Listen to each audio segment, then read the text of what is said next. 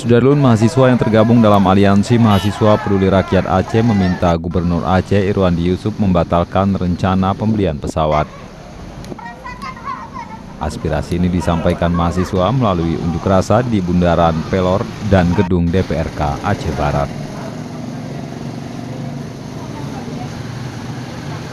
Melalui Pemkab dan Dewan di DPRK Aceh Barat, mahasiswa berharap permintaan mereka dapat diteruskan ke Gubernur Aceh dan pemerintah pusat. Ego-ego para politisi, ego-ego para pemimpin yang di atas, yang korbannya masyarakat. Yang ketiga, terkait Selain isu pembelian pesawat, mahasiswa juga menyinggung sikap anggota DPRA dan Gubernur Aceh serta isu pengelolaan tanah wakaf Aceh di Arab Saudi. Dari Melabuh, Rizwan, Serambion TV.